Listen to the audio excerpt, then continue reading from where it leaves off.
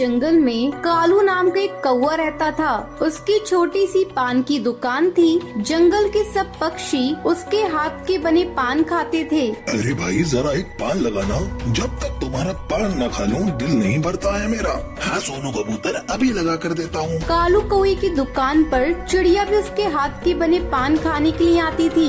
अरे कालू भैया जरा एक पान लगाना, जब तक मैं तुम्हारे हाथ के बने पान न खा लूं मेरा दिन शुरू ही नहीं होता है। हाँ टुनटुनी बहन, मैं जानता हूँ, अभी आपका स्पेशल पान देता हूँ। ऐसे ही काफी दिन गुजर जाते हैं। एक दिन कालू कौवा रात में अपनी पान की दुकान बंद करके घर जा रहा होता है। तभी उसे आवाजें सुनाई देती हैं। कालू कौवे इधर आओ मेरे पास। तभी टूनी चिड़िया की आत्मा वहाँ पर आती है। कहाँ भागेगा तू कालू कौवे, तुझे मैं जान से मार दूंगी। तू जानता है 10 पक्षियों को मार के उसका खून 50 पक्षियों को पिलाऊंगी और पूर्णिमा की रात को मैं बहुत शक्तिशाली बन जाऊंगी।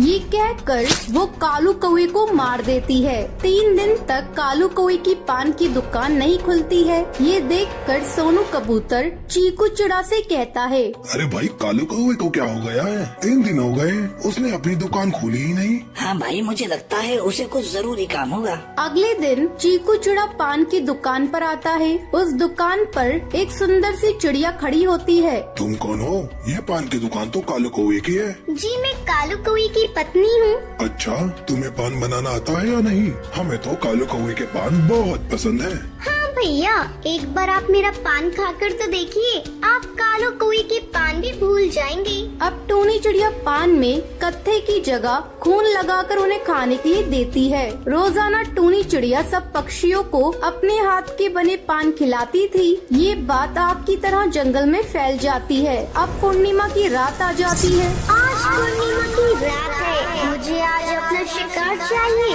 तभी मैं शक्तिशाली हो पाऊंगी। इस जंगल पर सिर्फ मेरा ही राज होगा, कितना मजा आएगा। तभी उसे वहाँ पर एक चिड़िया आती हुई दिखाई देती है। चलो आ गई मेरी शिकार टुनटुनी। वो पेड़ के पीछे छुप जाती है और पीछे से टुनटुनी चिड़िया को पकड़ लेती है। कौन हो तुम? मुझे छोड़ो, क्यों पकड़ा है मुझे? सामने आओ, जाने दो मुझे।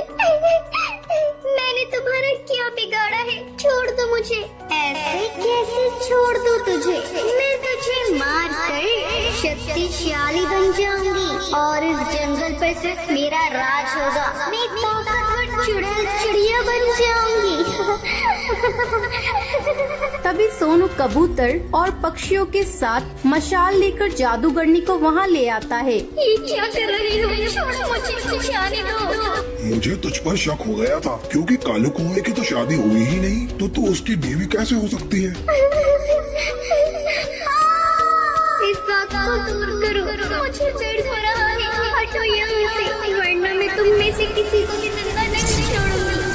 ये कहकर टूनी चिड़िया की आत्मा कालू कौवे की पान की दुकान में जाकर छुप जाती है। तभी जादूगरनी बोलती है, चलो जल्दी से इसे पकड़ो, वरना आज रात वो बहुत ही शक्तिशाली बन जाएगी और उसे रोकना नामुमकिन हो जाएगा। अब वो सब टूनी चिड़िया के पास जाते हैं। वो पान की दुकान पर छुपी होती है। जादूगरनी उस दुकान पर ताला लगाकर गुलाब जल और मंत्रों से उसे उसी में बंद कर देती है। अब उस दुकान के पास कोई भी नहीं जाता था। कोई अनजान पक्षी अगर उस दुकान के सामने से गुजरता था, उसे उस टूनी चिड़िया की आत्मा की आवाज सुनाई देती थी। पान कौन कौन